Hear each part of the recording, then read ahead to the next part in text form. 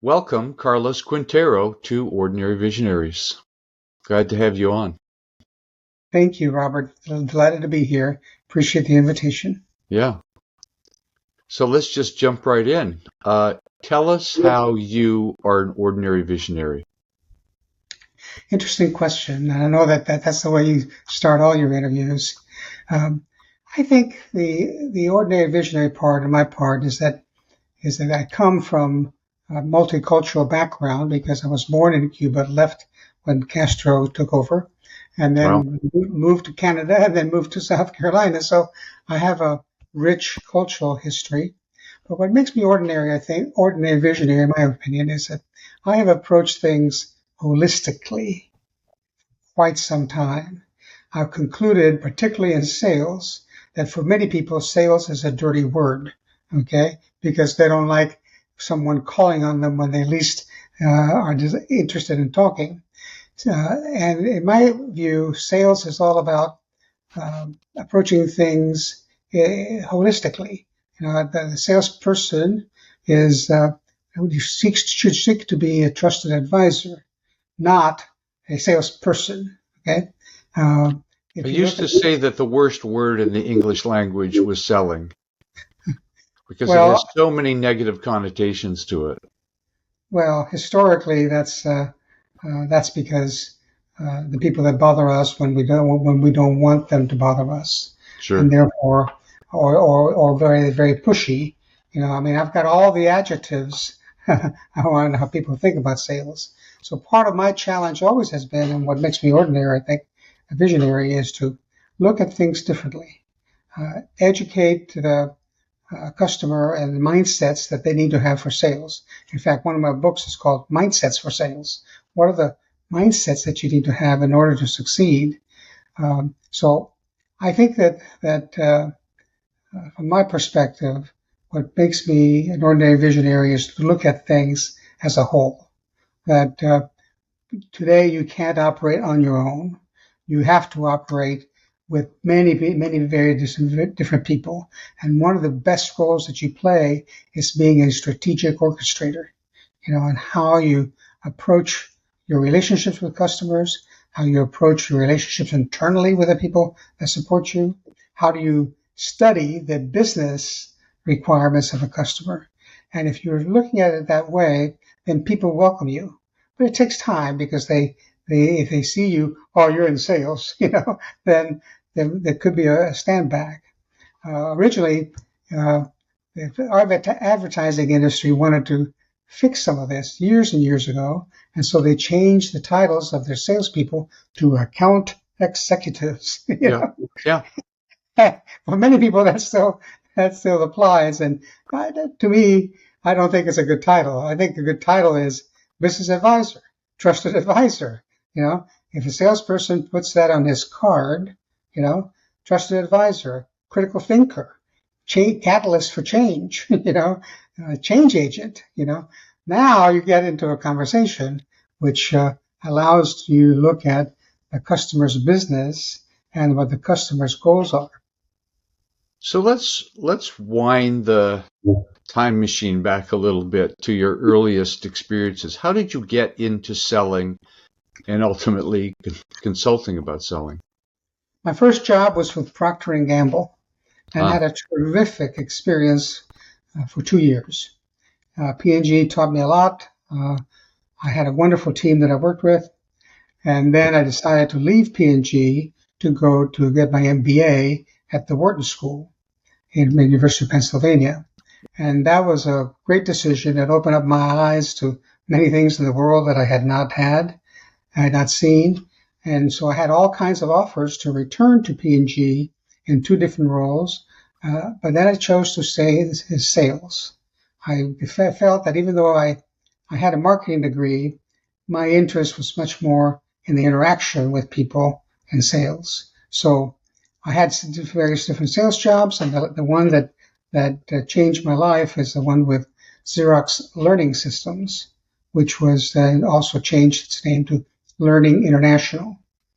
And I had an 11-plus year wonderful experience there. So what did they offer? Well, they were at the time the largest training company in the world. You know, Oh, they wow. were, it was called Xerox Learning Systems, and then Times Mirror from the West Coast purchased them and changed the title, changed the name of the company to Learning International. Mhm. Okay, Are they and still so around? yeah, they're still around, but in a different mode. It's gone through many different iterations, and now it's owned partly by an European company, and it's not anywhere close to the organization that it was when I was there. And I saw a lot of those changes happening. So ultimately, I decided to start my own company in 1997. So now it's 27 years old that I've been doing this. 27 years since I've been doing this, and it's just a fascinating experience, um, being able to create something, to craft 13 different solutions that we sell to clients. But in all cases, it's not about selling solutions. It's all about working with a customer to understand their world. And maybe today may have something to do with learning, but most of the time it has to do with business issues, business acumen. What are they trying to accomplish? And that to me was the aha during those years with Xerox, and then the last 27 years with my own company. It's humbling. Yes. It's Oh, humbling. so you had a very solid background. You had an academic background. You were working with the best training company around, so you got some solid skills and understanding. What what impelled you to go out on your own? As most people, freedom to create, Yep. freedom to have flexibility, freedom to see if I could do it. I remember my wife I was telling her that I wanted to do this, and of course she's security conscious, and so she said, "Fine, pay off the house first." And fortunately, the house I had like $130,000 mortgage, and I had saved about $150,000 from previous sales jobs and stuff, and so I paid off the house. I have not made a house payment in 27 years, you know, but that was her need for security, and for me it was also important because then I didn't need as much financially to succeed, you know. Yeah. Yeah. I had no debt, and one child was 6, the other one was 16, and so the 6-year-old was just starting his world, and my older son was getting ready to go to high school. So it was a good time, but what propelled me is my desire for freedom and desire to see if I could do this. I always knew that if I didn't succeed on my own, I could return to a sales assignment with any company. But by this time, Right. I knew that was just a backup as opposed to having my own firm. So when you headed out on your own, did you know the kind of company that you wanted to help and what industry? Were you fairly focused, or you tried a lot of things until you found your focus? No, um, what I learned is that when you start any business is good business. All business is good business As long as they because pay you. well, you need to survive, right? You need to survive. And Yeah. so at first it was just doing work with friends of mine that started me in my first year. I was hoping to make $65,000 in net, and I think I did like 120,000 in net my first year. So, Wow. whoa, this this has traction, right? And so at first it was any industry, any person, but then as what ended up happening, uh, I had an opportunity to do some business with Sherwin-Williams, and then that opened up. You know, Sherwin-Williams at the time was 33,000 employees, and I was able to work with 8 different divisions, right? And Wow. then and then that started giving me traction. So then I would call on Behr Paint, Kelly Moore Paint. I would call on Home Depot, and I ultimately built a cachet around the building industry. It wasn't designed that way. It was just that one one relationship led to another relationship, and then I decided that I would primarily uh, work in the building related industries. And when you think about the building related industries, there's millions of them. I mean, you go to Home Depot or Lowe's, and you can see behind every company, all the different companies that exist. So I realized then that this was a good fit. Yeah. So that was the background. Well, I don't hear anything from him. Okay, good. I have echo cancellation on. Yeah, yeah. Okay. I think we're Okay. okay. Right? Yeah. So my next question is, um, so one day you were on your own. You approached some of your past clients and people, and how did you construct your own particular sales and marketing process? Just give us a bird's eye view of how you opened, how you went through the process, all the way to someone saying, "Yes, I'd like you to help us." Fair enough. So Yeah. first, when I started, I was lucky and was able to get sales effectiveness as a URL, and it was available. I was able to get it. Wow. So I've had it now for 27 years. That led me to other URLs, worldclassselling.com, worldclassservice.com, all of which I still maintain. Um, Originally, people said, well, what is sales effectiveness, right? So they would ask you, what does that mean? And at first, I had a simple message, which is sales effectiveness is the alignment between strategy, process, people, and rewards. Four elements: strategy, process, people, and rewards. That was clean, that was simple, people understood it. And then I said, may I ask you? I would ask, of course, permission to ask questions. And then I would begin with, tell me about your strategy. Tell me about what you're trying to do in the market. What are the challenges that you're having? What are the consequences that you're feeling? Right? And through all of that, you end up learning how they approach things. Then I would shift to process. How does your sales force operate? What have you defined for them as a sales process? And I will tell you that 95% of people never had a sales process. They would say, we just go out and get them. We go call on as many people as we can, and we go out and get them. Oh, so I became a master. That's kind of a shock, isn't it, in a way? Here we have these big companies, and they have no real process of getting clients except get some people with some courage and get out there and see what happens.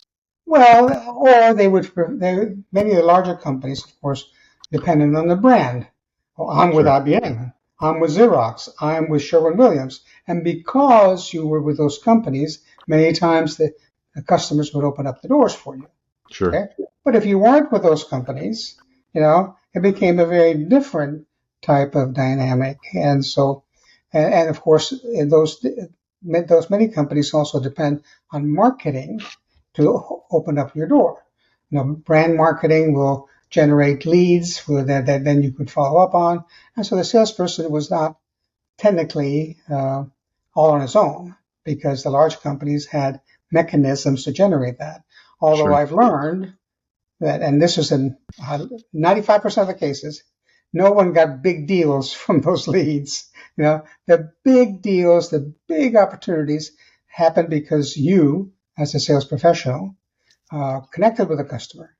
They saw you as a trusted advisor. They saw that you provided value and were able to challenge the status quo. They saw that you were interested in them, that you weren't trying to, quote, promote anything. You were trying to understand their world. And as you did that, then you got better. I remember one salesperson many years ago when I was in a different position. We had a 2-hour conversation, and he wrote me a 3-page letter summarizing my meeting. And I said, damn, this is good. And so that was one of my principles. And when I would visit with a customer, I would take maybe 4 or 5 days to craft a message that said, this is what I heard. These are the issues that you're facing. These are the challenges that you see.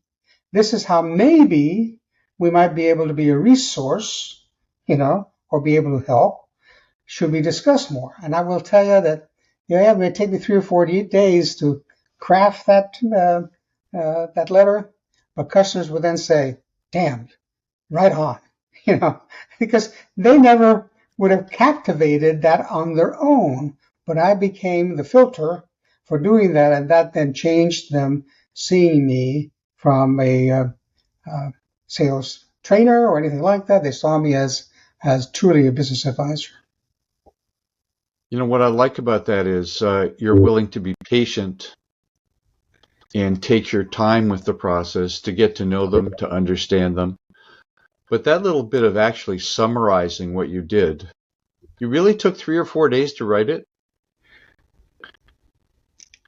It took 3 or 4 days to write it. I might write it, the first day, but then I Sure. would let it sit there Yeah. and tweak a word, tweak an aspect. I would make a following phone call to somebody else that I know, that knows something about the company, and they would give me some other insight, Yeah. So I would write it the first cut, the day after, because then things were Sure. up in mind. But then I would leave it alone to tweak the words, have my spouse read it, have other people in my team read it, and all of a sudden that became a much richer experience.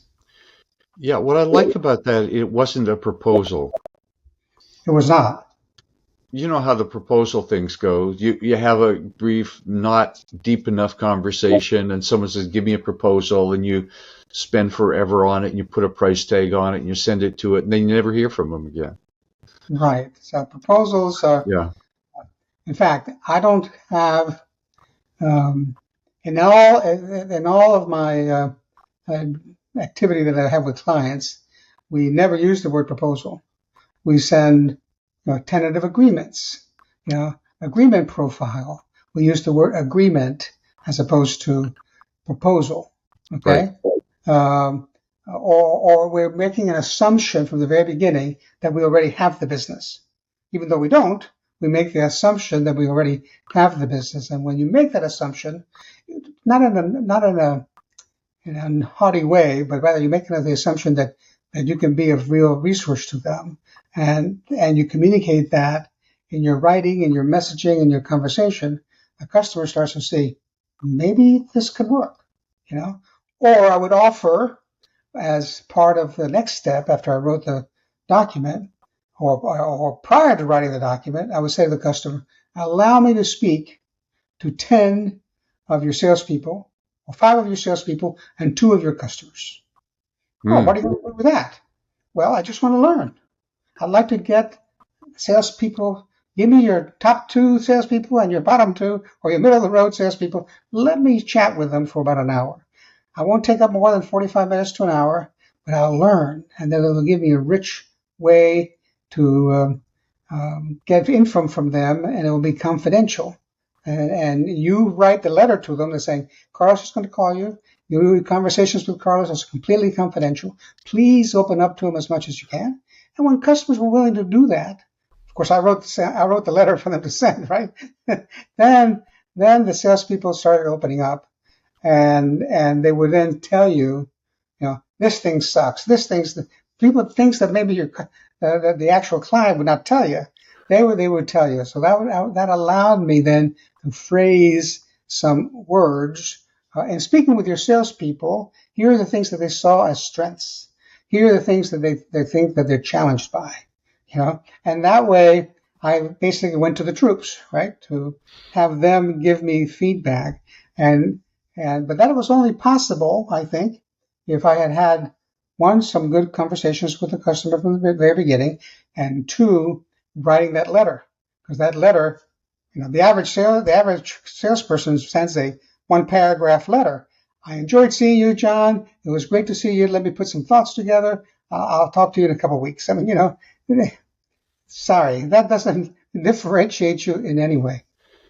You know, the thing I often told people, and it reminds me of this, because you really mastered this. Imagine that you meet with someone, and before you talk, they hand you a check for $1,000. Mhm. Then what would you do? You'd do exactly what you just told me that you do. You'd find out the situation, you'd summarize it, you'd talk to their people. So you went in before you were paid, almost as if you were being paid. That's right. And then by the time you've had enough conversations, it's like they like you, they're getting stuff from you, they see that you're understanding. And then they say, well, where do we go from here? And then you say, well, so how did you close things? How was the sort of finalizing things to move into the engagement? Well, when the customer um, they responded positively to the various different things, I would then ask them, how should we move forward? And then sometimes they would say, well, proposal, or they would say, what do you recommend? And then I said, well, where we start depends on different things. Your priorities today, what are the issues that you shared? Of the issues you shared, which are the more important ones? We can't tackle everything immediately, John. Or we can't tackle all at once. Which one do you want to tackle first? Budget, what level of resources do you want to apply to this thing? If you tell me you want to spend $500, I'm not your person. Yes, really. If you tell me you have a $50,000 budget, we can work together. Part of the discussion was in that context, and the customer said, "All right, give me an outline of what you would do for us using a $50,000 investment." So then I would technically write a proposal, but it was not written as a proposal. It was written as a summary of understanding, and it was also written as a potential path forward. Okay, and the thing that always I beat everybody on is that I would then create a one-page grid that had dates, who's responsible, what are we going to do, who's the champion, what the investment level is, and I had that on one page, kind of like just a table, and that was perfect because people like not to have 30-page proposals. Oh, yeah. They hated that, so I wrote the 3 or 4-page letter, okay, maybe a 1 or 2-page outline, and then the grid, and the grid. 9 out of 10 times, that's what helped me sell the deal because they saw clarity. They saw that I was thinking about them. And many times what I would do is to send that table to the client and say, help me. Help you what? Help me craft this. What are the words that need to change? What are the concerns that you have with this? So that I had the customer then share that, because the customer most of the time would have to get maybe an upper level approval or at least other people involved. And so I said, since you're going to be sharing this with 3 or 4 other of your colleagues, right, help me craft any changes. 9 out of 10 times they said, this is wonderful. We don't need any changes. Leave it alone. But every now and then they would have a word tweak, a word there. Yeah. Get rid of this line. That's not appropriate. That would hurt you. And when they said those things, then I was in a much, much more powerful position. So what were the sort of an average scope of a client engagement, if there is an average? Well, client engagements typically, when I started going, the first several years was any business, all business. But as I got better, typically client engagements began at the low end at 25 to 30,000. But that was maybe as part of a bigger deal. This is a $100,000 deal. Stage 1 is $30,000. Yeah. We'll see. And then if everything works out in stage 1, we'll move to stage 2 and stage 3. So I always try to create it so that it was they would have an easy out if they needed. So you're not investing $150,000 right away. You're investing this. Now, as things continued, and some of the organizations, particularly Sherwin-Williams and Bayer, got involved, the deals were $200,000, $150,000, because they wanted to put 150 people through it or 200 people through it. And so then I would amass my team, and then with my team, and then I would hire other trainers, part-time trainers, who then would deliver the solutions. But in many cases, the client, one of the things that always differentiated us, Robert, is that we said to the client, everything gets customized to you. 80% of the content are things that we already know have worked. But 20% gets customized to you. all the practice activities, all the situations, all the conversations, the sales process, all that gets customized to you. So Yeah. they felt that they got the best of all worlds with the 80%, then 20, 25% is all their world and their circumstances. And that was also an important part to allow them to step aside if they needed or to stop. And sometimes that happened because then someone was let go, or a new CEO came in and that CEO had a relationship with Robert Middleton and all of a sudden said, I'm glad that you're doing work with Carlos, but call Robert. So it's all those kinds of stories. That happens. Yeah. Well, the way you outlined the process was great. Simple, clear, professional, and it doesn't feel techniquey, although there are techniques and sort of scripts you start to develop naturally. I could just hear them pouring out of you, but it never feels like a manipulative type of script. It's a natural conversation. Given the situation, what do you think? And it's a conversation. And it's fun, isn't it? That whole conversation. One of the things that happened, Robert, is that I became a student of questions. Yes. At the time, I don't refer to them as much now, I have over 5,000 questions. Oh my God. Now, let me explain. I would define 20 problems, okay? Yeah. And for each problem, I would draft 20 questions because that problem was specific to that company or to the issues, and that helped me think. Now, as I got better, as I got smarter, I didn't need those 4,000 questions, but I used them to help me get my thoughts together if I'm working on a particular issue. I would go to it and say, to those list of questions to help me.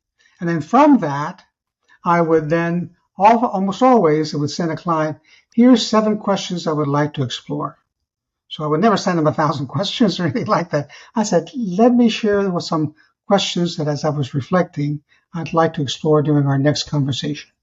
And now I would write those questions down related to the issues they've shared, related to the challenges that they're having.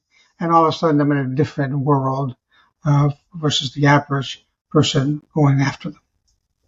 Very good. And sometimes you lose because then the decision makers have other relationships with other very good advisors and consultants. Yeah. You can't win them all. I want to back up a little bit to the area that I found my clients had the biggest trouble with, and that's getting meetings with qualified prospects. And, we often think of that, cold calling, which really doesn't work very well. So usually based on relationships. But tell me your kind of process of how you developed connections, which turned into meetings, in which ultimately the process you described went into action. Well,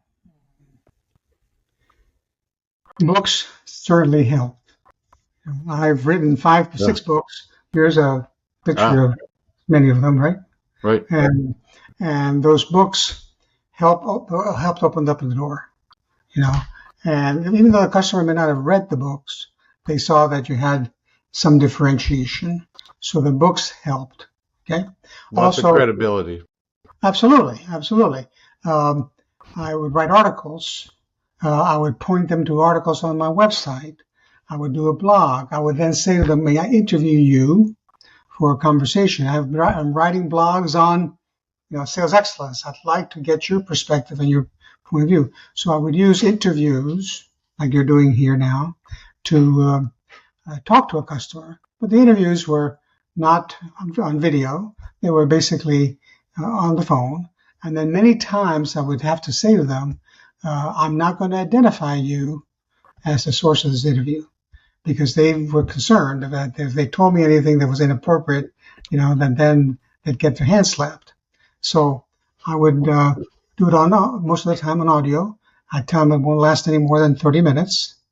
Sometimes those 30 minutes lasted longer because they were yapping and telling. But now that gave me, some insight that then I would wait a couple of months and say, when we spoke 2 months ago, yeah, if you remember, I posted our discussion on the website and I sent you a letter. Yeah. Is there any way that we can follow up on those discussions? And 50% of the time, the customer says, sure, what do you want to do? Okay. So in answer to your question, you have to build credibility. You can use articles, blogs, books, interviews, sending them articles from other advisors on something that is important to them. So I was trying to manage before we get a meeting, trying to manage a little bit of credibility. And that really, really made a difference. I would then, over time, I also created a lot of one-page documents. For example, this document right here is very useful. 10 ingredients to drive long-term growth and build a high-performance sales culture. Right. So this supported the whole idea of being holistic, that it's not just one thing. I know that you're depending on the sales force to generate your income expectations for the month, but you got to change differently. And of course, if a customer just had their business model where they expected the salespeople to deliver a number each month, they tended not to be a good client. Yeah. They tended not to be a good prospect because they didn't see things holistically. They didn't see things bigger picture. These big deals take months and months to generate, so they have to get a mindset that they have to have maybe some short deals, but many long-term deals. And for some executives, that was a problem because the financial guy was on their case to generate a number for their quota this month. Yeah, and then you're always chasing after things and you don't have a system, and it's and the salespeople are chaotic and all that stuff. Yeah. And in my world, customers like things that are simple. Let me see if I can see something here real quick. One of the things that has helped me is I've done also things like this. This is a little card. Oops. The Universal Truths in Selling. Okay? And in there, cups open. Yeah. You're very creative. You created yeah. Did you lay these things out, or do you have a graphics person? Most of these I laid out, but I did have graphic people help me. But this, look, well, what's graphically about this? This is just the picture, and everything else is text. There's no graphic design necessary for this. It's true, but let me tell you from experience, I was good at that stuff too. I got really good at page layout and graphics and all that stuff. I was self-taught. But most people are not good at that stuff. Just terrible at it. They just can't do it. But if you can do it yourself, you save a lot of time and expense ultimately, because you have an idea and 2 hours later you've got something. I mean, I still do that all the time. So that's great to have that ability. One of my biggest challenges over the course of the first 15 years was finding someone to help me sell. I had reached the point that I didn't have some of the discipline. With everything else I was doing, I didn't have the discipline to spend 2 hours a day on that phone dialing. And so I went through 6 different people in the course of my first 10 years, paid them good salaries, but at the end of 15 months, they hadn't been able to get enough to cover their salaries. So ultimately, I went through a mode of having to test out different people. And I finally found one guy that really did help me open up doors. He was a real determined, persistent fella, and he did open up a lot of different doors. And he didn't have my skill, but what would happen is that he'd open up the door, and then I'd get involved. Right. So that's the other thing, is that you find other people who might help you open up the door, but then set them aside after they open up the door, and then you take over. Yeah. Well, most of us, if we're self-employed people, we got to do it all. At first, you do. Yeah. But then once you have several $100,000 of revenue or more, you know, and my biggest year was right at $1 million. So you think about, there's a lot that you can start doing when you've got that kind of revenue coming in. So, where are you in your business right now? I'm semi-retired. I'm working with clients. I'm still working with them, but I'm less driven by knocking on new doors.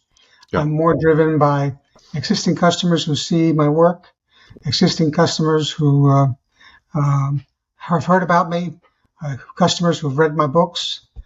So I'm in the sales effectiveness side. That's where I've shifted to more reactionary instead of proactive. Yeah.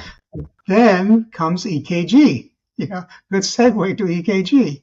Yes. So I started So people have studying. been seeing this thing on your chest here, over your heart, EKG. So what does that mean? Okay, EKG stands for empathy, kindness, and gratitude.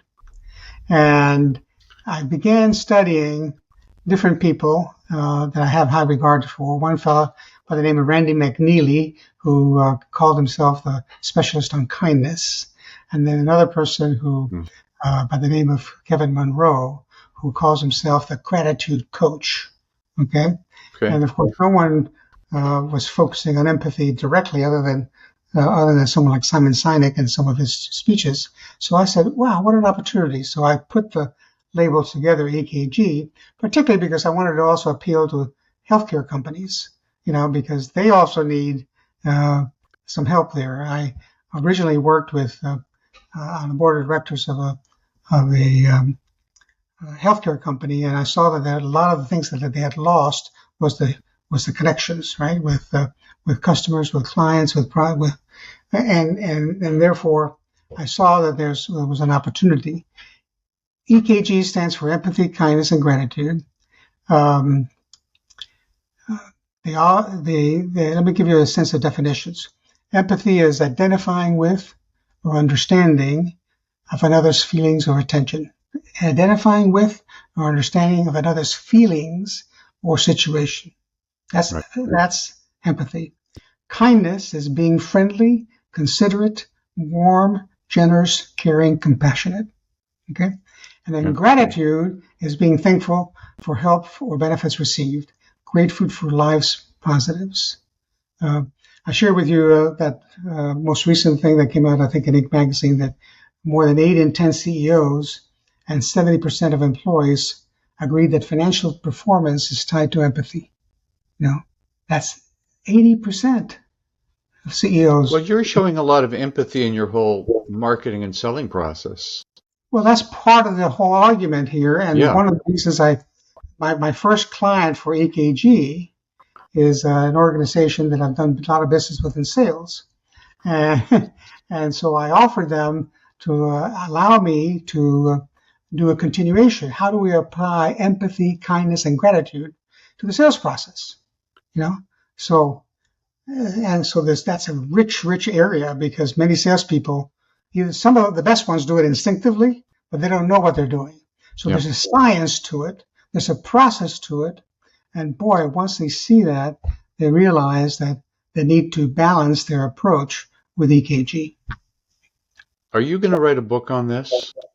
Uh, the I'm not writing a book right now, and partly because I've got enough articles that I've already written around EKG, enough presentations around it, and the way I would ultimately write a book, I think, is once I have a few more clients to be able to tell the stories that happen when we approach things Right. using EKG. But can a book be written? Sure. I mean, I could write booklet. I have booklets that I can provide you right now. One of the booklet is a four-page document that says what are the benefits of EKG. I've interviewed CEOs who love the idea, and so I've done interviews with CEOs on EKG. So, and then I've got obviously a whole thing around. I'm sorry, whole article around those interviews and what those interviews said. And I'll be happy to share some of that with you. Sure. The thing I love about it is it's really memorable. Everybody knows what EKG and it's connected to the heart. Heart is connected to love. Then the acronym. I mean, it's fantastic. It's really, really good. Well, I And want to see how you can help me brand this damn thing. well, it looks like you branded it already. But the challenge. I mean, I just turned 72. I've been retired for a year. And when I retired, I decided not to work for money anymore. To do stuff, I didn't know what I was going to do, but now I'm doing these interviews. And but I'm open to whatever happens, but it's never going to be about chasing a project for money. That's just not, I don't need it. I'm okay. So it would be an interesting thing to find a way to spread this into the world because look, what do we need more than anything else? We need EKG. I mean, really, and you've taken it and put it in a secular, not a religious context, which is more acceptable to a lot of people. Anyway, it's really powerful. I'll be happy offline to walk Yeah, you through the EKG presentations, the solutions that I've done with several clients, so yeah, you can get a sense. Because I've also learned that while the past world would have people sit down for 2 or 3 days, that's not very common today. It still exists, but often not as common. And so, well, well, let's get into some of it in this interview. We've got another up to 20 minutes, so we can get into some of it. And it's an area of my interest, so I've got questions for you. okay. So, in terms of delivering this, um, well, these are sort of a philosophical conversation about this. Everybody knows they need more empathy, kindness, and gratitude. They get it. It's like, oh, if I had more, that would be good in my life. And if I don't need it, certainly other people in my life need it, right? We can relate to that.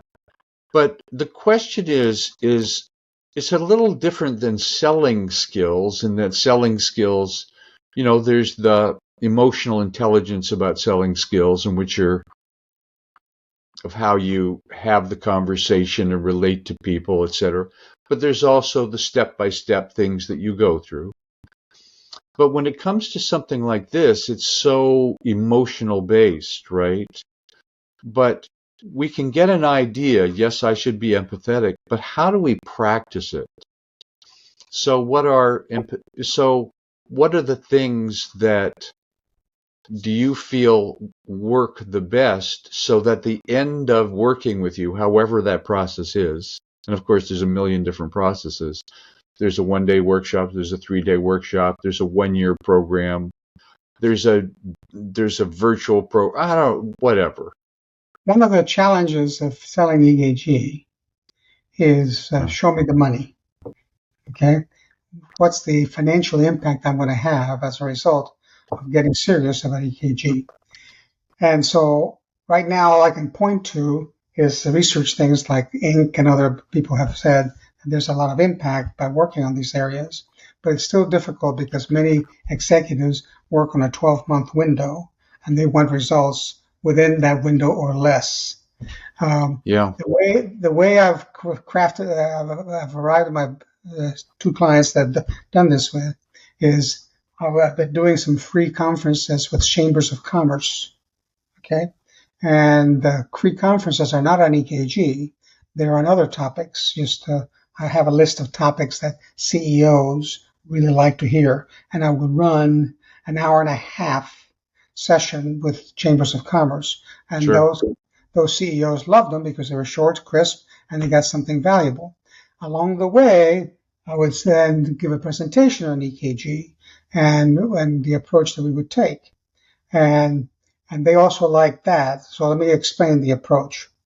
I learned that to do things like in a 1-day format or a 2-day format, it's very difficult to do today for many people because they're taking people off the job.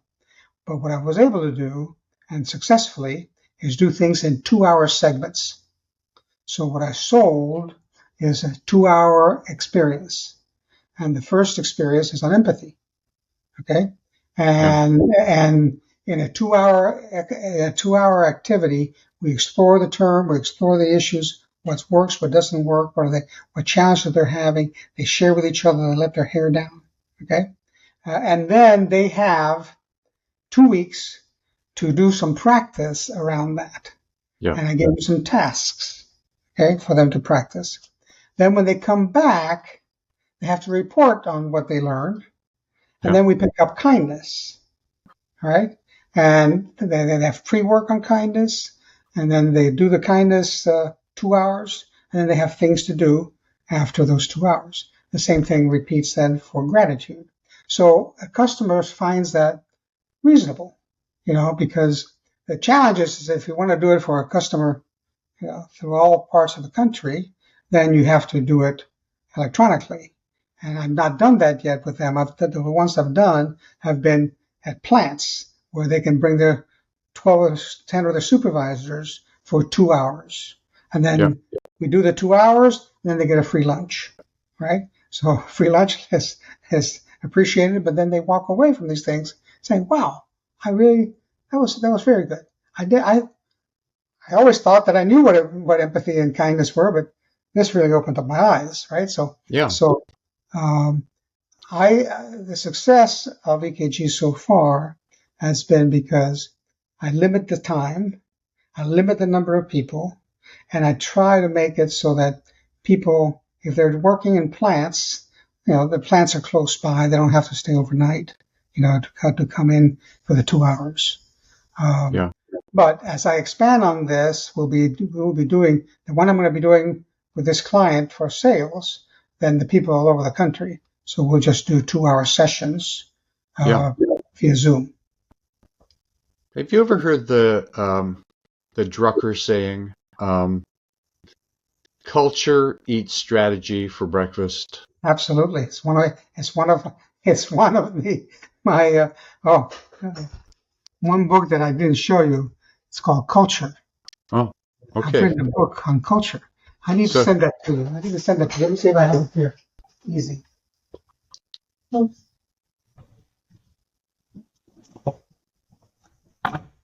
Yeah, I think you'll like this. You're going to have to send me your address. Yeah, I'll send you my address. Yeah, great. Culture, the essentials needed to build a dynasty in sports and business. I realized that sports coaches were all about culture, okay? And the ones that created it were just amazed by the impact. That's why Nick Saban, Dabo Sweeney, Kirk Smart, all the other best coaches really worked on culture. So what I wanted to do was research that. Wayne was my co-facilitator. He did all the graphics for this. He did a beautiful job with this whole thing, right? To talk about the various different aspects of culture. So I would think that you would enjoy, this is the essentials called in culture. Okay?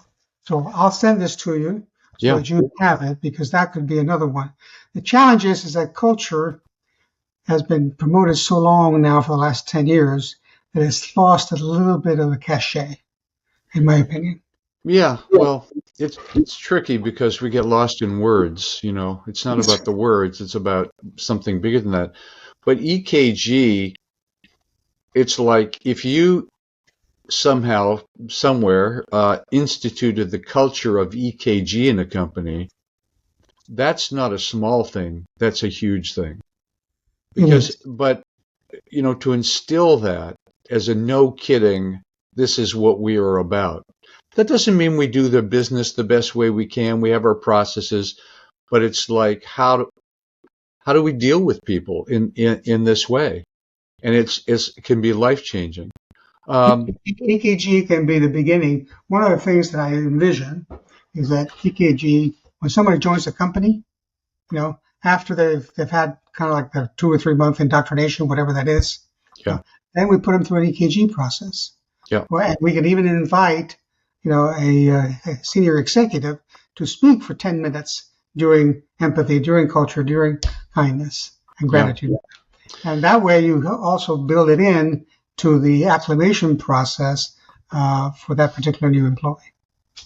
Are you familiar with the author and consultant and researcher Brené Brown? I have. I'm not. I am pretty sure that I have some of her articles, but I don't think I have.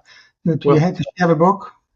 yeah, she has a book, and you can find her on YouTube. And I've been Okay. watching some of her stuff, but um, she really did a deep dive into a lot of things. And the thing that she researched and discovered a lot was the whole issue of vulnerability. And she, instead of it being a really surface thing, I mean, she really did research and found out what it meant and blah, blah, blah, and wrote a book on it and did a TED Talk on it that got a kabillion people watching it. And so, that kind of thing, it wasn't a flash in the pan. And so she's now the vulnerability person. And, if you go to AZ Quotes, that's my favorite quote site, azquotes.com, and just put in her name, you'll find a million great quotes about that particular thing.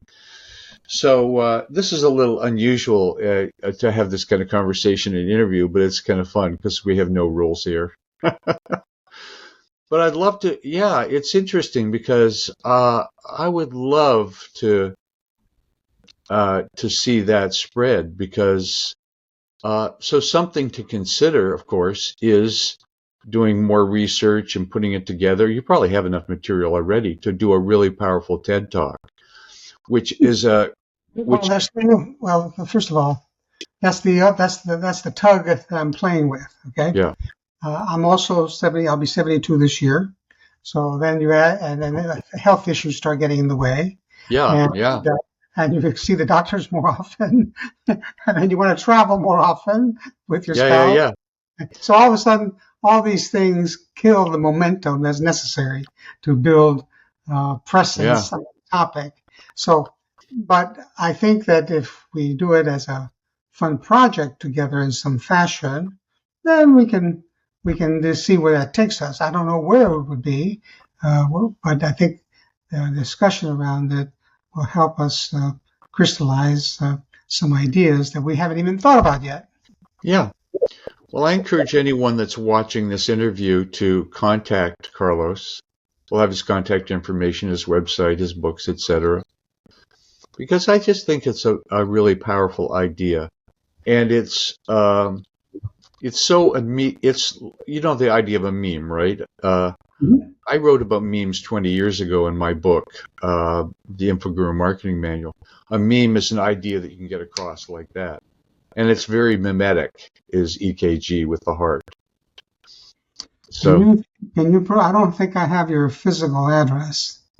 I'll send it to you after the Yeah, meeting. that way I can send you some of this material for you to have and Yeah. for us to continue the conversation. Well, Carlos, anything you'd like to wrap up with or, advice to the entrepreneur that wants to sell more effectively, get more business? Because you really laid out some really good stuff. And, I've been helping people with that kind of stuff for years, and this is some of the best, clearest, and grounded approaches that I've had to talk to anybody about. And it's got a But lot of just depth. It's got a lot from, of depth to it. from the point of view of a new entrepreneur, assuming that you have a team. If not, if you're by yourself, it's a different story, a little bit Yeah. of a different story. But if you have a team, think about defining up front your process, right? Because that forces clarity on what are the things you're going to do and why, and where are the measurement points that you want along the way. So think about having a process defined. It doesn't have to be heavy duty, one page. It doesn't have to be 20 pages, Yep. one page sales process. Think about things holistically because customers want advisors. They don't want salespeople. They want people who help them improve their businesses. Become a student of great questions because that's so critical. And then as far as EKG, recognize that it's evolving, but that everyone understands the concept of kindness, the concept of gratitude and concept of empathy. But how do we put it together so that it makes sense for your organization? The beauty about EKG is it applies to all facets of the company. You could do sessions for assistants, for people on the phone, for people, and it doesn't have any. That's one reason I was driven by it. That before, when you call your company sales effectiveness, their mind goes just in the sales world. And so by looking at EKG, then I work with companies across all sizes. So because I'm semi-retired, I'm willing to work with clients, but only the ones that suggest the kind of messaging that aligns with what I'm trying to do. So thank you for the opportunity, Robert, to do this. I look forward to more discussions with you, and I'll be happy to speak with anyone on your podcast. Thank you so much, Carlos, for taking the time for the interview. It was enlightening and a lot of fun for me. Good. Well, the suggestion, because on my phone I have RoboKiller, that if someone wants to reach me, either text me first or send me an email, and then I can get their information, call them, and then put it on the system. As opposed to they're calling and they get dumped because they're not in my address book. Okay. That should be something that you should think about in the future, because a lot of people are trying to do that to limit the people that can access them. Yeah. Okay. Thank you very much. You're welcome.